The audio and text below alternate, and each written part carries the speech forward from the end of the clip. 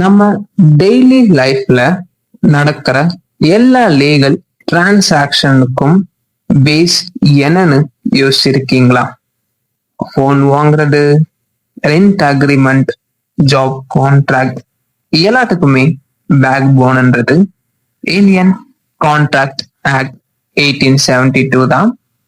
இந்த வீடியோல கான்ட்ராக்ட் லா எப்படி இந்தியாவில் டெவலப் ஆச்சு, கான்ட்ராக்ட்னா என்ன, வேலிட் கான்ட்ராக்ட்ஸ் உடைய எசென்சியல்ஸ், வாய்டபிள் எல்லாத்தையும் பத்தியும் சிம்பிளா புரிஞ்சுக்க போறோம். இந்த general principles of law of கான்ட்ராக்ட்ன்றது லா ஸ்டூடெண்ட்ஸ் தங்களுடைய ஃபர்ஸ்ட் செமஸ்டர்ல படிப்பீங்க. அதனுடைய யூனிட் 1 இன்றைக்கு நாம இந்த வீடியோல டிஸ்கஸ் செய்யவிருக்கிறோம். First, historical development of contract law in India. Before 1872 situation in India. 1872க்கு முன்னால இந்தியாவுல யூனிஃபார்ம் கான்ட்ராக்ட் லா கிடையாது. மெட்ராஸ், கல்கத்தா, பாம்பே மாதிரியான பிரசிடென்சி டவுன்ஸ்ல தான் இங்கிலீஷ் காமன் லா அப்ளை பண்ணினாங்க. ஆனா ரிசல்ட்ஸ் கன்சிஸ்டன்டா இல்ல. பிரசிடென்சி டவுன்ஸ்க்கு வெளியில கோர்ட் ஃபாலோ பண்ணாது எதனா justice, equity and good conscience. அதே போல Hindu personal laws and Mohammedan laws எதையுமே கோர்ட் ஃபாலோ பண்ணாது. ரிசல்ட் என்னன்னா டிஃப்ரெண்டான ரூல்ஸ் உருவாகுது.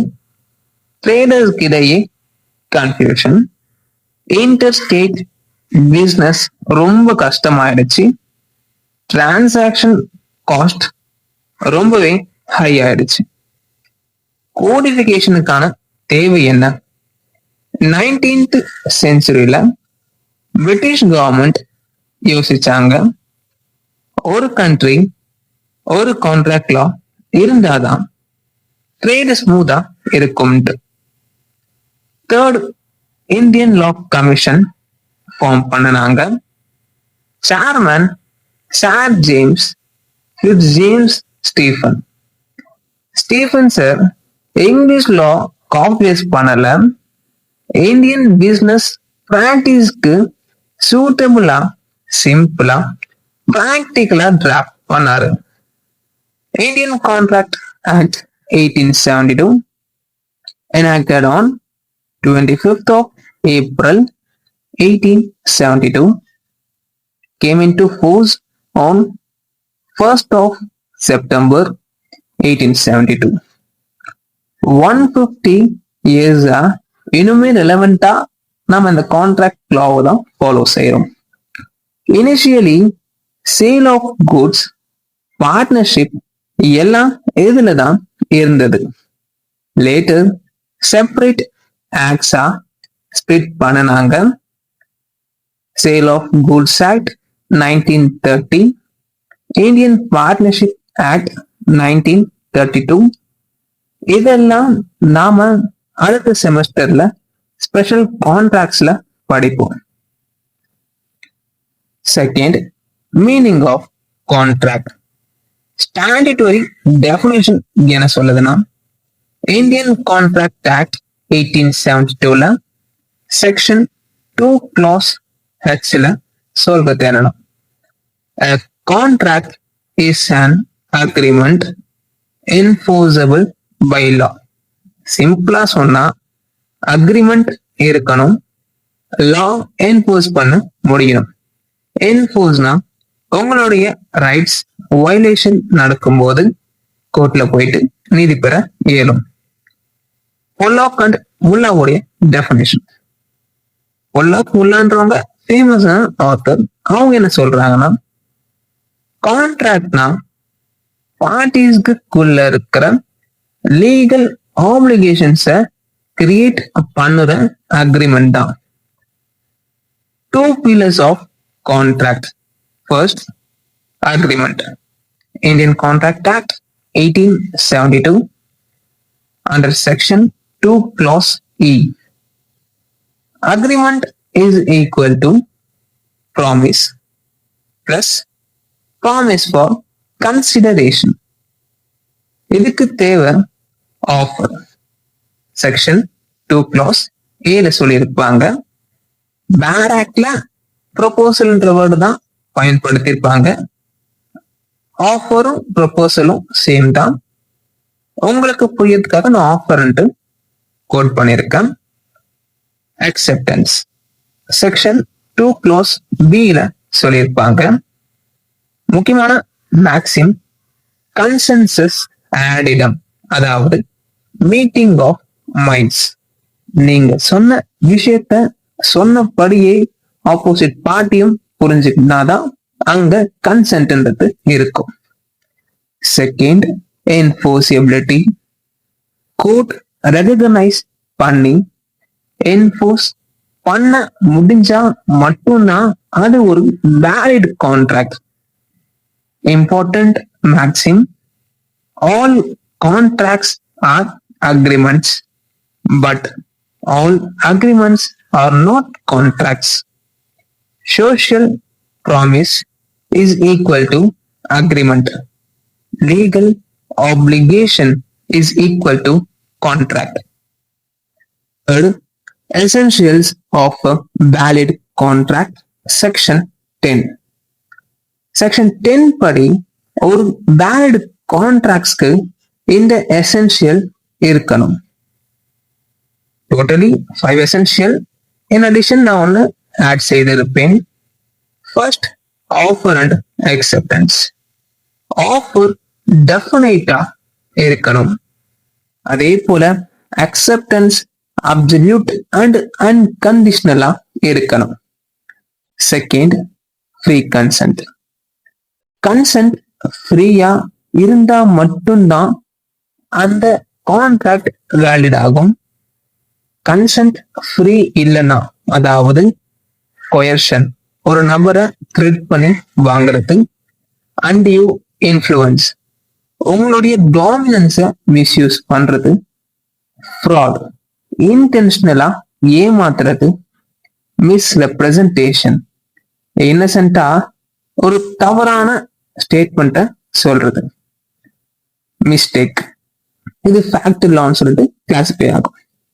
ஸோ இது எல்லாமே இல்லாம இருந்தாதான் அந்த கன்சென்ட்ன்றது ஃப்ரீ கன்சென்ட் சொல்லப்படும் சொல்லிட்டு section 14 of the Indian contract act 1872 சொல்லியிருக்காங்க.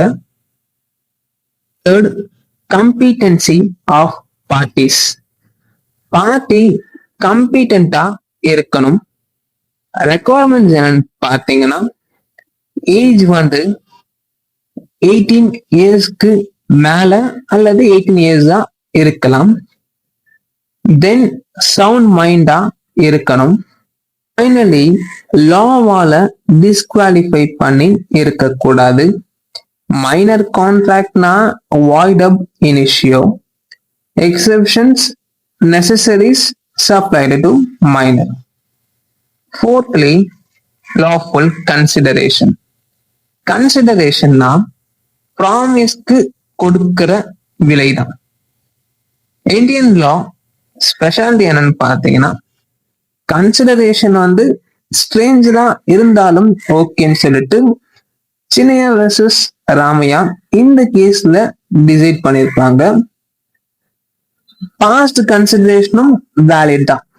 ஜெனரல் ரூல் என்னன்னா, நோ கன்சிடரேஷன்னா அங்க நோ கான்ட்ராக்ட்னு சொல்லிட்டு செக்ஷன் 25ல குறிப்பிட்டிருப்பாங்க. எக்ஸெப்ஷன்ஸ் அதுக்கு இருக்குது. கிஃப்ட், நேச்சுரல் லவ் அண்ட் அஃபெக்ஷன்ல கொடுக்குறது தான் கிஃப்ட். தென் ஹெல்ப் பண்றது, அதாவது past voluntary service, then time barred டெப்ட். Fifthly, lawful object.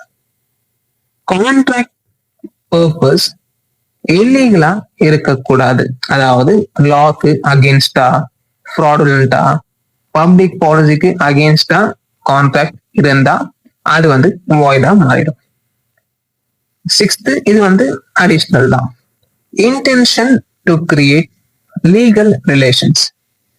பார்ட்டிஸ்க்கு legal consequences இருக்கணும்ட்டு இன்டென்ஷன் இருக்கணும். சோஷியல் டொமஸ்டிக் ப்ராமிஸ்னா லா என்டர் ஆகாது. ஓகேங்களா. 4.3 agreements which are not contracts. Social agreements friends கூட கேஷுவலா செய்யற ப்ராமிஸ், அதாவது டின்னருக்கு இன்வைட் பண்றது, ட்ரிப்புக்கு பிளான் பண்றது, இங்கெல்லாம் லீகல் பைண்டிங்ன்றது கிடையாது. அதனால என்போர்ஸ்மெண்ட் பண்ண முடியாது. Domestic and family agreements. Balfour vs Balfour 1919 இந்த கேஸ்ல கோர்ட் சொன்னது, family agreements generally legal contract ஆகாதுன்னு சொல்லிட்டு, உதாரணத்துக்கு ஹஸ்பண்ட் ஒய்ஃபுக்கு நெக்லேஸ் வாங்குறேன் அப்படின்னு சொல்லிட்டு ஒரு ப்ராமிஸ் பண்றாரு. இது நார்மலி கான்ட்ராக்ட் இல்ல. ஃபார்மல் செப்பரேஷன் அக்ரிமெண்ட் இருந்தா மட்டும் எக்ஸெப்ஷன் இருக்கு. ஓகேங்களா. Agreement with miners.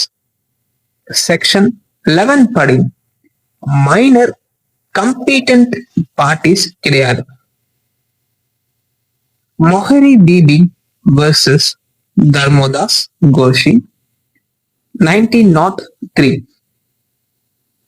இந்த கேஸ்ல Privy Council held that minor agreement absolutely void. இதுதான் நாம void ab initio சொல்றோம். void from the very beginning. Majority வந்தாலும் ராட்டிஃபை பண்ண முடியாது என்று Privy Council சொல்லிட்டாங்க. எக்ஸப்ஷன் என்னன்னா செக்ஷன் 68 ஆஃப் த ஆக்ட் படி நெசசரிஸ சப்ளை பண்றாங்க. அப்படின்னா ரீஇம்பர்ஸ்மெண்ட் மைனரோட ப்ராப்பர்ட்டிஸ்ல இருந்து மட்டும் அவங்களால பெற முடியும். 5th, void agreements versus voidable contracts. void agreements பத்தி செக்ஷன் 2 clause G-ல சொல்லியிருக்காங்க. void agreement enforce பண்ண முடியாது. ஏன்னா அது பிகினிங்ல இருந்தே வாய்டு. எக்ஸாம்பிள்ஸ்க்கு மேரேஜ ரெஸ்ட்ரெயின் பண்ணி ஒரு கான்ட்ராக்ட் போடுறாங்க, அது செக்ஷன் 26 படி வாய்டு. அதே போல ட்ரேட ரெஸ்ட்ரெயின் பண்ணி போடுற contract section 27 of the Indian contract act 1872 படி வாய்டு. வேஜரிங் கான்ட்ராக்ட் இது செக்ஷன் 30 படி வாய்டா கன்சிடர் பண்றாங்க. அன்சர்டினான அக்ரிமெண்ட்ஸ்க்கு போடப்படக்கூடிய கான்ட்ராக்ட் செக்ஷன் 29 படி வாய்ட். இம்பாசிபிள் ஆக்ட்ஸ்னா செக்ஷன் 56 படி வாய்ட். செகண்ட்லி, வாய்டபிள் கான்ட்ராக்ட்ஸ் இதை பத்தி section 2 clause I of the ஆக்ட்ல சொல்றாங்க. இந்த வாய்டபிள் கான்ட்ராக்ட்ன்றது ஸ்டார்டிங்ல வேலிடா தான் இருக்கும். அக்ரீவ்டு பார்ட்டி விஷ கேன்சல் பண்ண முடியும். கிரவுண்ட்ஸ் என்னன்னு பாத்தீங்கன்னா கோயர்ஷன். அவரு உங்களை மிரட்டி உங்களுடைய கன்சென்ட்டை வாங்குறாரு. அந்த பாதிக்கப்பட்ட நபர் சொல்லாத வரையில் உங்களுக்கு தெரிய வராது. அது வரைக்கும் அது வேலிடா தான் சஸ்டெயின் ஆகும். அவரு இவ்வாறு முன் வந்து சொல்லும் போது இந்த கான்ட்ராக்ட் வாய்டா மாறிடும். அன்டியூ இன்ஃப்ளூயன்ஸ், ஃப்ராட், மிஸ்ரெப்ரசன்டேஷன் இதெல்லாம் கிரவுண்ட்ஸ். ஓகேங்களா.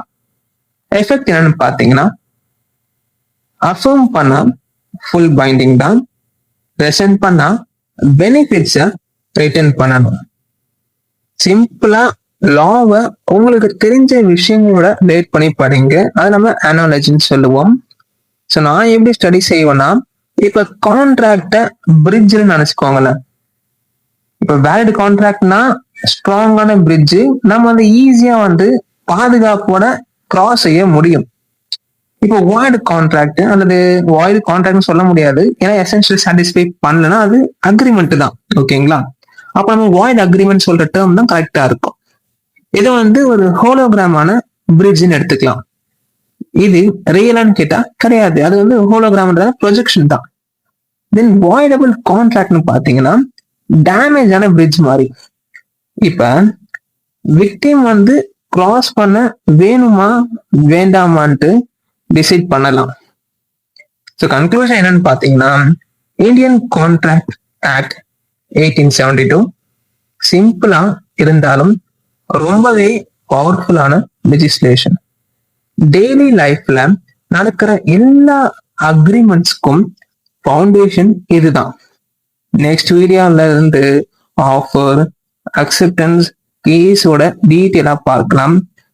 ஸோ இது போன்ற யூஸ்ஃபுல்லா இருக்கிற நம்மளுடைய வீடியோஸ்களை பார்க்கறதுக்கு மறக்காம சப்ஸ்கிரைப் செய்து நம்மளுடைய லா தமிழ் யூடியூப் சேனலுடைய ஒரு மெம்பரா ஜாயின் செய்யுங்க.